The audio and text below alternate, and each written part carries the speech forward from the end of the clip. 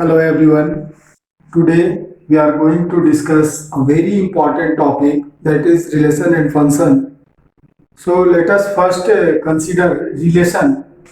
As you know, relation from set A to B is a subset of A cross B. So we define relation as follow. Let A and B be two sets. A relation R from set A to B is a subset of A cross B. So every subset of A cross B is a relation. If R is a subset of A cross B, then R is a relation from set A to B. If xy belongs to R, we say that x is related to y under the relation R. We represent this x is related to y. Now domain of any relation R. We know this set of first component of element of R. So it is defined in set builder form in this way: R equal to x such that xy belongs to R. That is set of first components. Codomain set B is called codomain. Range of any relation R is y such that xy belongs to R, that is equal to set of second component of relation R. Now take one example. Let x is a set whose elements are -1, -2, 3, 4 and 5. Y is another set having elements 0, 6 and 8.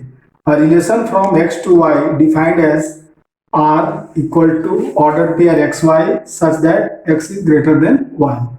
According to this relation, we can express R in ordered pair in this way, or that is, we can say 3 is related to 0 under the relation R, 4 is related to 0 under the relation R, and 5 is related to 0.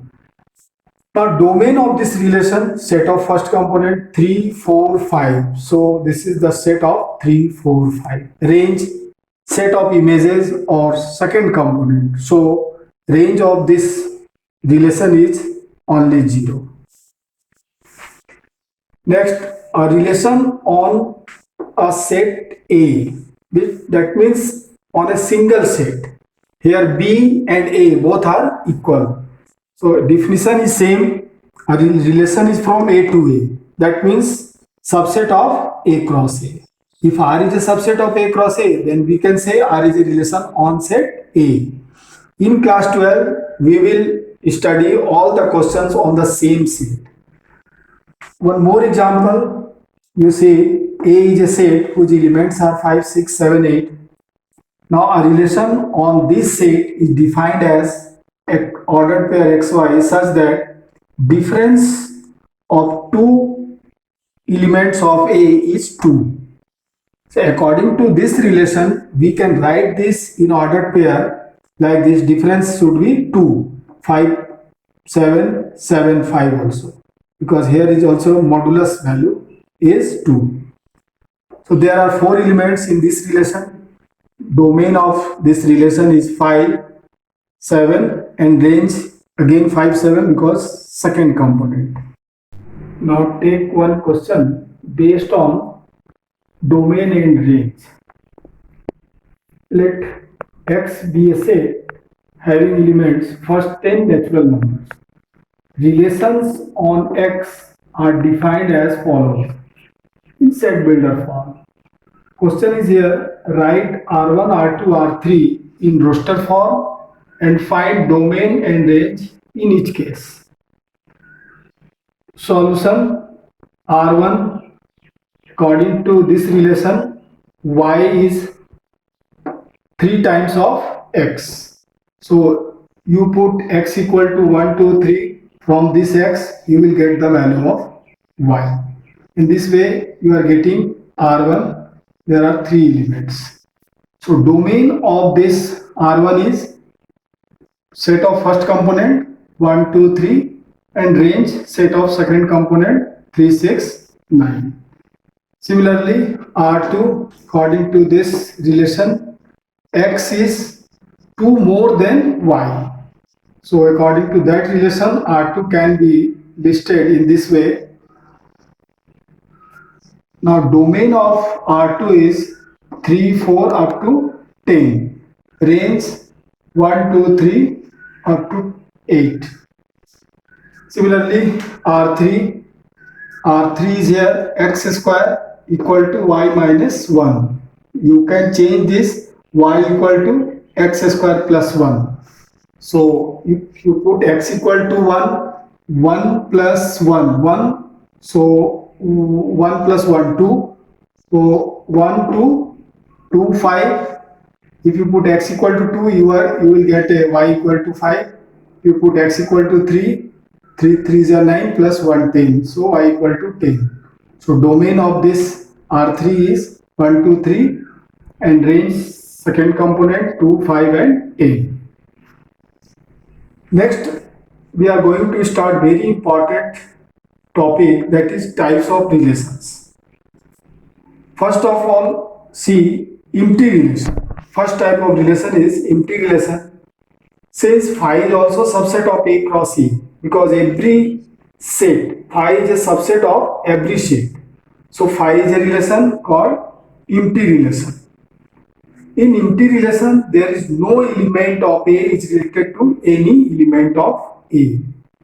This we can understand with the help of one example. Let A is set. A relation on set A is described as follows. Means difference of two elements of A should be greater than equal to 6.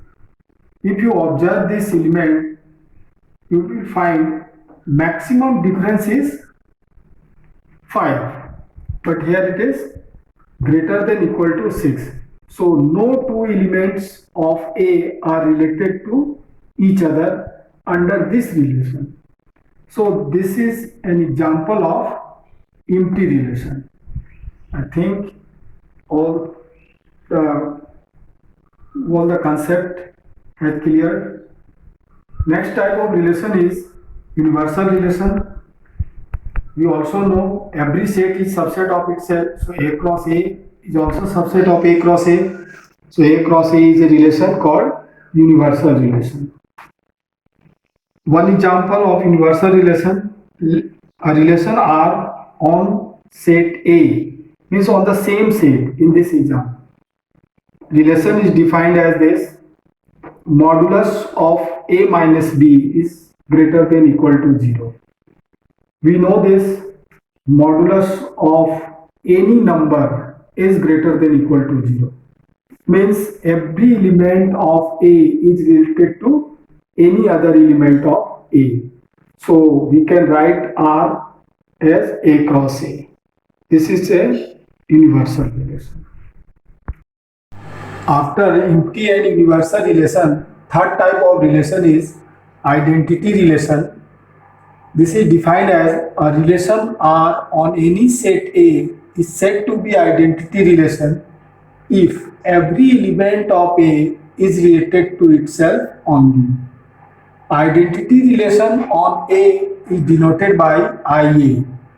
Its member will be A comma A for all A belongs to A. It means every element of A must be related to itself only. No extra element. Element of identity element will be like A comma A. Now take one example. A is a set having elements A, B, C. R1 on this set is given as AA, BB, CC and R2 on the same set AA, BB, CC and AC. Obviously R1 is an identity relation, but R2 is not identity relation. Here every element of set A is related to itself, but in R2 if you observe, one extra element has come, that is A is related to C. So due to this element, R2 is not identity relation. Now fourth type of relation that is very important relation, reflexive relation. A relation R on any set A is said to be reflexive. Fourth type of relation is reflexive relation. A relation R on any set A is said to be reflexive if every element of A is related to itself. There is no only word in this reflexive relation. So identity relation and reflexive relation both have same definition, only there is difference is this word. Here only and here there is no only. It means some extra element may come in reflexive relation. Now take one example. Let A be a set having elements 1, 3, 5. R1 defined on this set like 1, 1, 3, 3, 5, 5 and 1, 3. So every element of A is related to itself, but one extra element is also there. 1 is also related to 3. You have to find only these 3 elements.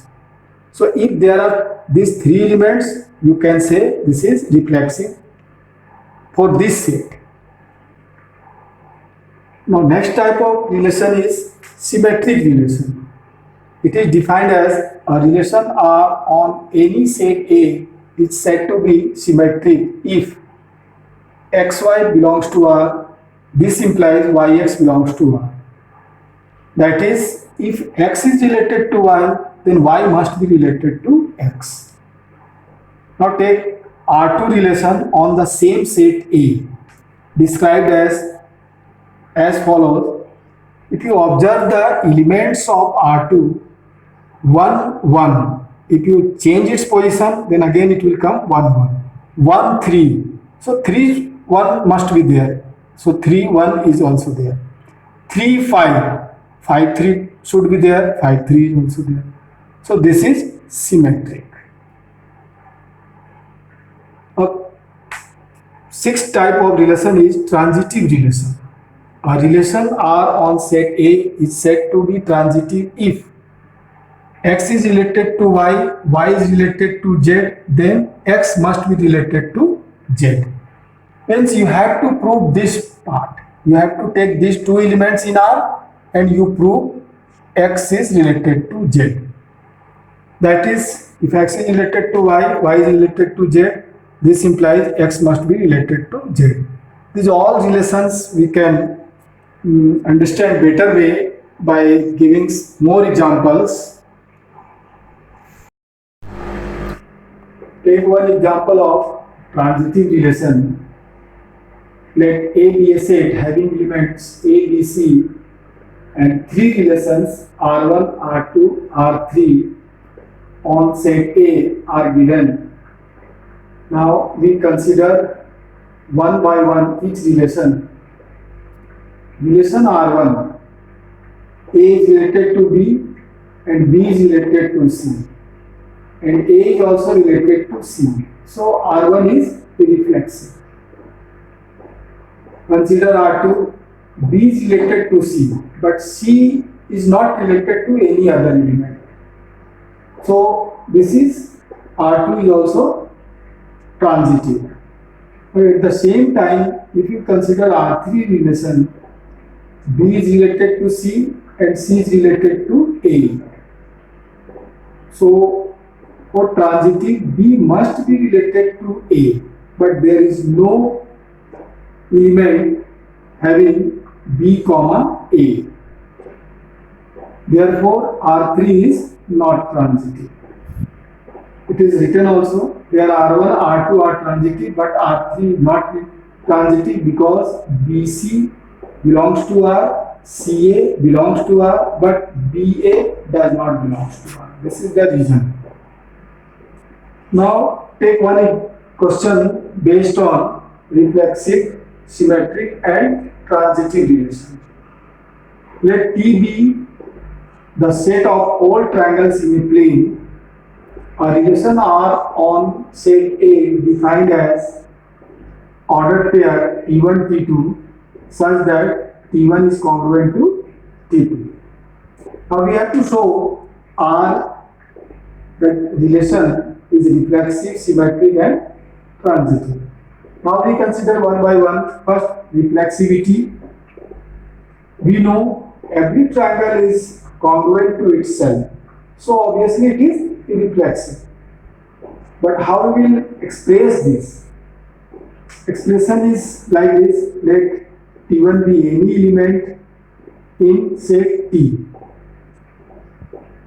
Every triangle is congruent to itself, so T1 is also congruent to T1. This implies T1 is related to T1.